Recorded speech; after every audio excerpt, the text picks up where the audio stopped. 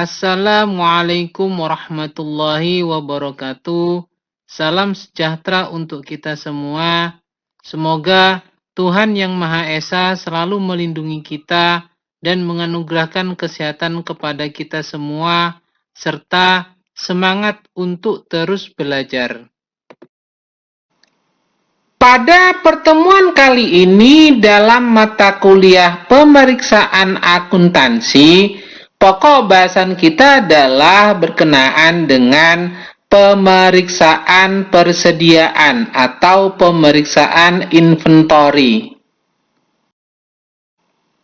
Dalam hal ini, bahasan akan kita mulai dari pengertian dari persediaan itu sendiri, lalu dilanjutkan dengan bahasan mengenai tujuan dari pemeriksaan persediaan, dan juga kita akan membahas mengenai ciri dari internal kontrol yang baik untuk persediaan, lalu dilanjutkan dengan bahasan mengenai prinsip akuntansi yang berlaku umum dalam penyajian persediaan di neraca. Lalu kita akan membahas mengenai prosedur dalam pemeriksaan persediaan, serta bahasan yang terakhir adalah berkenaan dengan pengujian ketaatan dan pengujian kewajaran terkait dengan persediaan. Sebagaimana kita ketahui bahwa pemeriksaan persediaan merupakan proses pengecekan dan verifikasi untuk memastikan bahwa catatan persediaan perusahaan ini sesuai dengan kondisi fisik dan catatan keuangan yang ada dalam laporan keuangan perusahaan. Proses ini tentunya mencakup dari penghitungan fisik persediaan, perbandingan dengan catatan, dan pengujian transaksi terkait terhadap pembelian, penyimpanan, penggunaan, dan penjualan yang berhubungan dengan persediaan.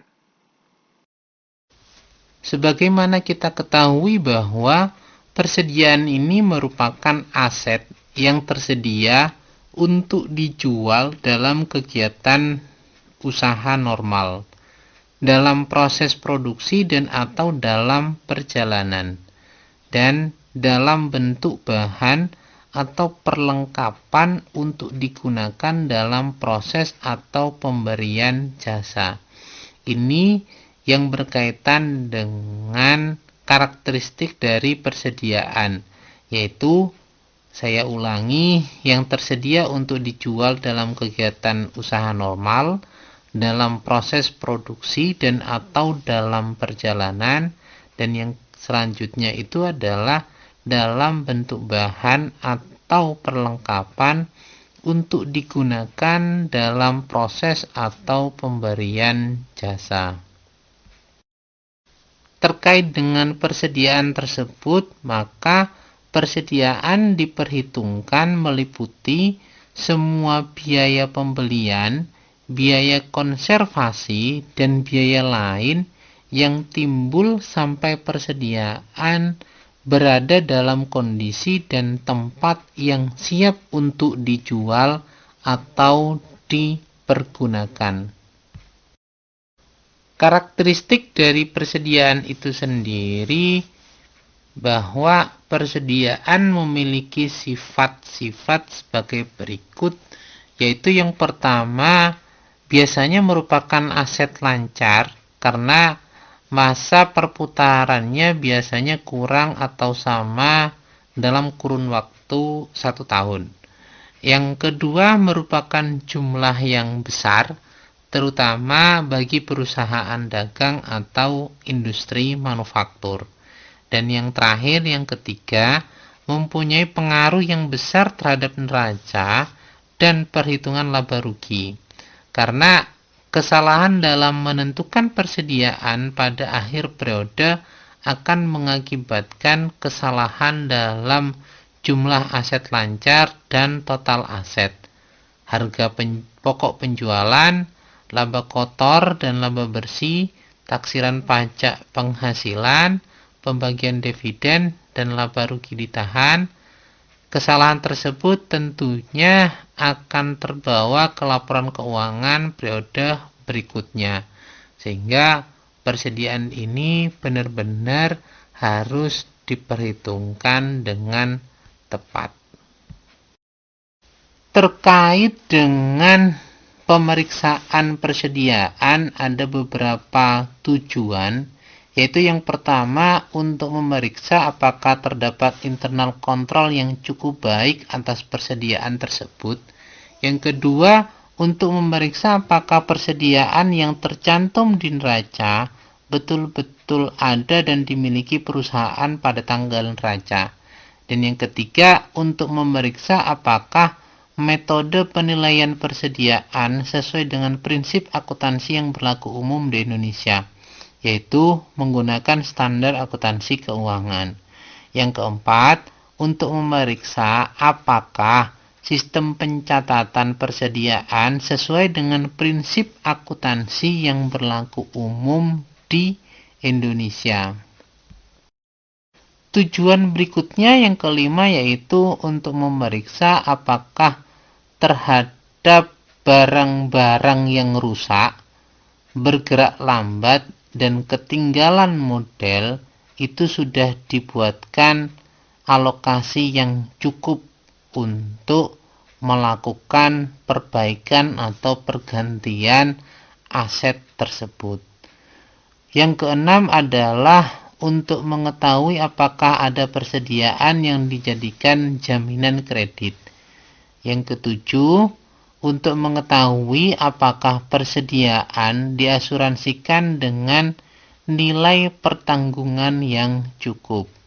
Dan yang kedelapan, untuk mengetahui apakah ada perjanjian pembelian atau penjualan persediaan yang mempunyai pengaruh yang besar terhadap laporan keuangan.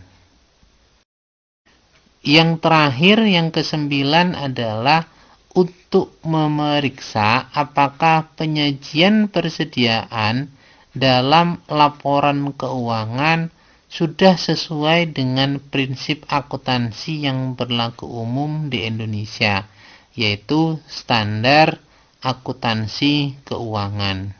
Itu beberapa tujuan dilakukannya pemeriksaan terhadap persediaan atau inventory. Terkait dengan internal kontrol yang baik, maka ada beberapa ciri internal kontrol yang baik dalam persediaan, yaitu yang pertama adalah adanya pemisahan tugas dan tanggung jawab antara bagian pembelian, penerimaan barang, gudang, akuntansi, dan bagian keuangan.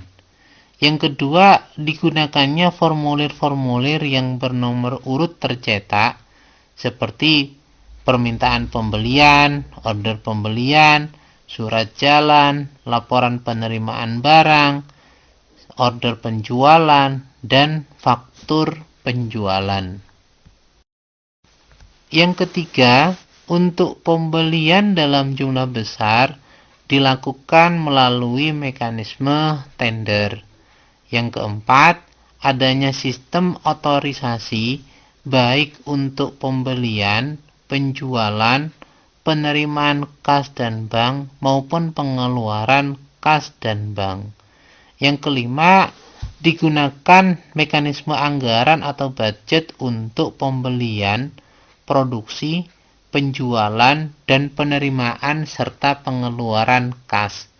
Yang keenam, digunakan mekanisme perpetual inventory system dan kartu stok, terutama di perusahaan yang nilai persediaan per jenisnya cukup material.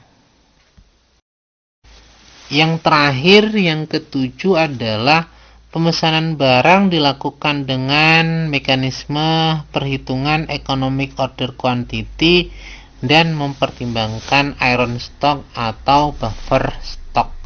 Itu beberapa ciri internal kontrol yang baik untuk persediaan. Sedangkan berkaitan dengan prinsip akuntansi yang berlaku umum dalam penyajian persediaan di neraca, ada 3 hal yang perlu dipahami, yaitu yang pertama adalah sistem pencatatan persediaan yang digunakan itu ada 2, yaitu mekanismenya perpetual system atau menggunakan physical system. Yang kedua, dalam metode penilaian persediaan yang digunakan dapat memilih salah satu dari 3, yaitu FIFO, LIFO, atau average. Dan yang ketiga adalah penerapan law of cost or market, atau mana yang lebih rendah antara harga perolehan dan harga pasar atas nilai persediaan yang dicatat. Itu 3 prinsip akuntansi yang berlaku umum dalam penyajian persediaan di neraca laporan keuangan.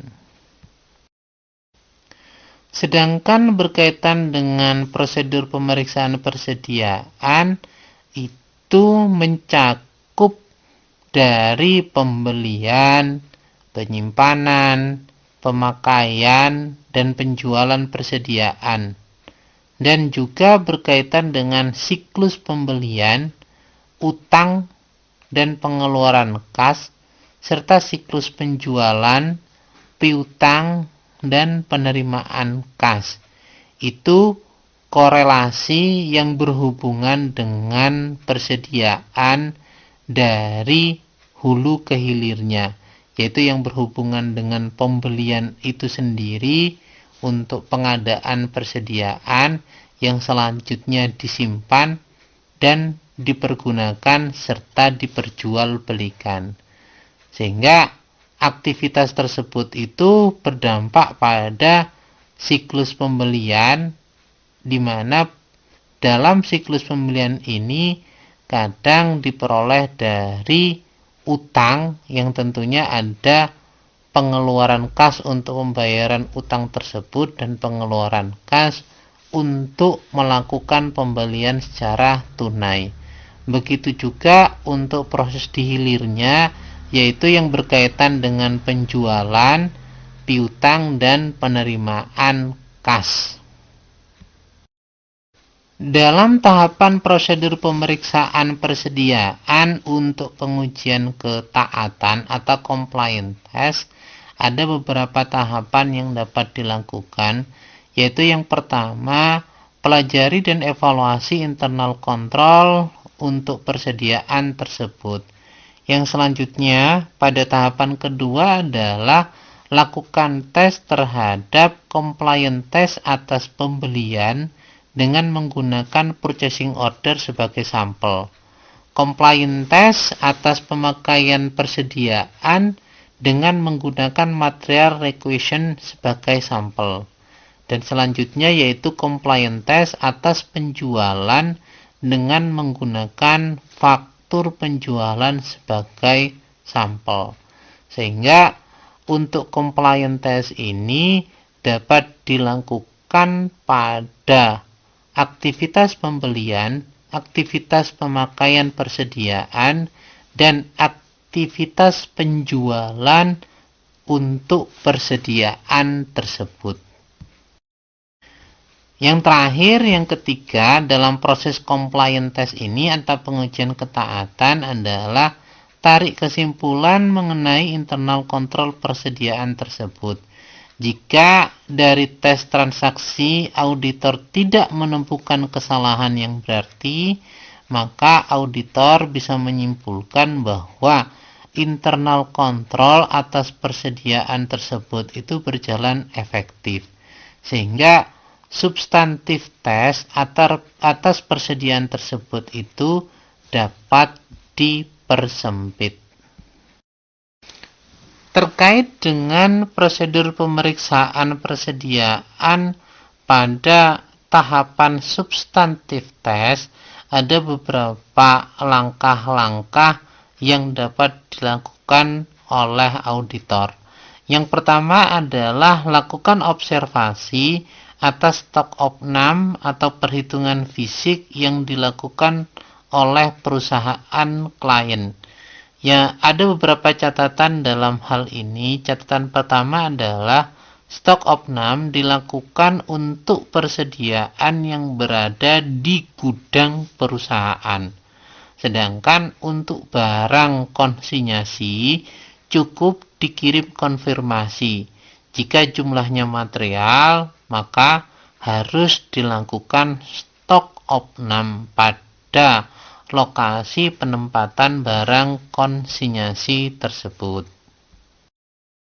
Catatan yang kedua yaitu untuk perusahaan yang internal kontrolnya lemah, sebaiknya stok opnam dilakukan pada saat tanggal neraca, yaitu pada saat tanggal 31 Desember di mana cut off dari laporan keuangan itu terjadi.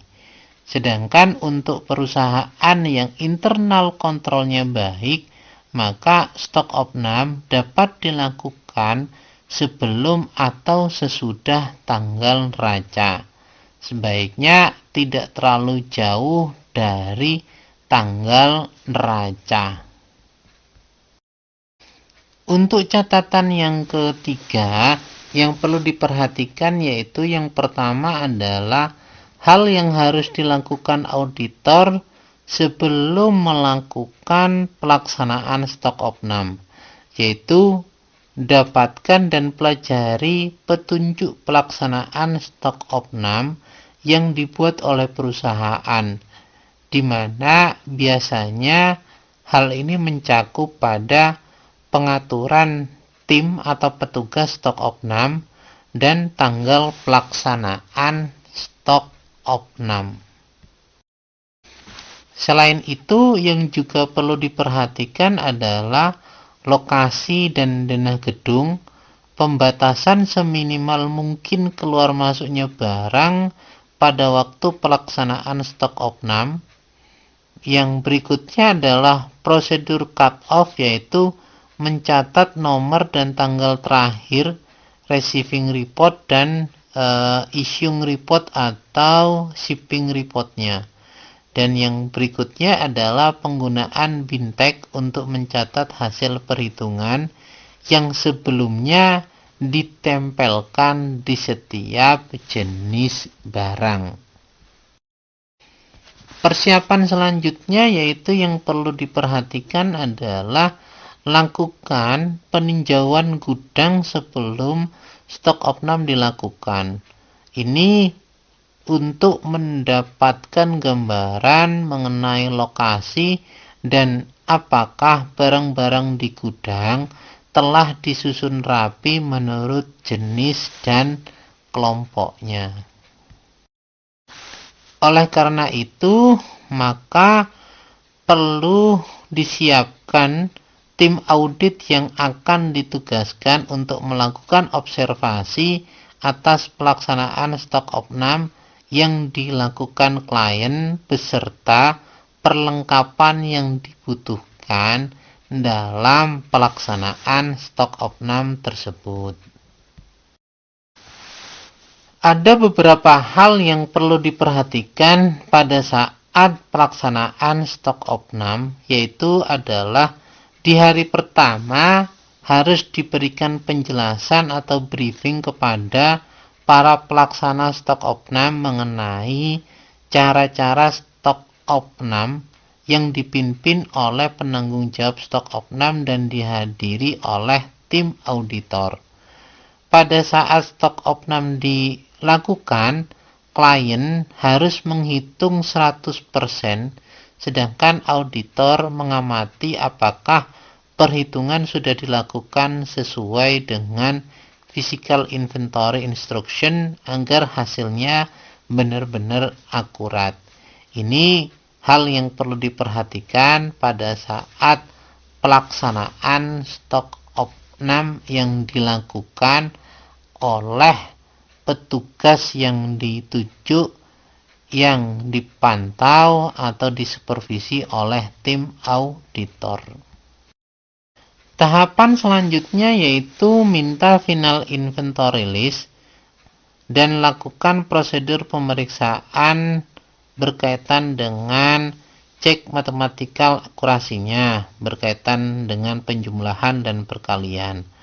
Cocokkan quantity per booknya dengan stok cardnya atau kartu stok.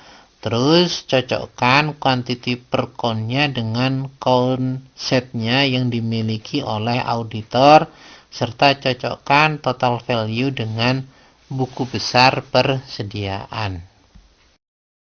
Tahapan selanjutnya yang ketiga yaitu kirim konfirmasi untuk persediaan konsinyasi. Tahapan yang keempat, periksa unit price-nya dari bahan baku, barang dalam proses, barang jadi, dan supplies-nya yang berkaitan dengan persediaan. Untuk raw material dan supplies, periksa faktur pembelian yang terakhir dan perhatikan apakah perusahaan menggunakan persediaan perhitungannya itu menggunakan FIFO, LIFO, atau average. Sedangkan untuk work in process perlu dipelajari cost accounting prosedur yang digunakan perusahaan. Ini untuk mengetahui besarnya direct material, direct labor, factory overhead yang sudah dibebankan termasuk persentase penyelesaiannya. Jika digunakan proses costing, harus diperiksa bagaimana penentuan persentase selesainya dan nilai work in process-nya. Jika digunakan job order costing, ya diperiksa adalah job order cost sheet-nya. Ini yang perlu diperhatikan dalam work in process. Untuk finishing good atau persediaan barang jadi, pelajari cost accounting prosedur yang digunakan perusahaan seperti work in process dan periksa apakah perusahaan menggunakan standar cost sehingga harus diperiksa perhitungan variannya. Jika ada varian, sebagian harus masuk harga pokok penjualan yaitu persediaan yang sudah terjual. Sebagian menambah atau mengurangi nilai persediaan yaitu untuk persediaan yang belum diperjualbelikan. Tahapan selanjutnya yang kelima yaitu lakukan rekonsiliasi antara saldo menurut stok opnam dan saldo pertanggal neraca. Jika stok opnam dilakukan beberapa waktu sebelum atau sesudah tanggal neraca. Tahapan berikutnya yang keenam adalah periksa cukup tidaknya alokasi untuk barang-barang yang bergerak lambat, rusak, dan ketinggalan model. Tahapan yang ketujuh yaitu periksa kejadian sesudah tanggal neraca.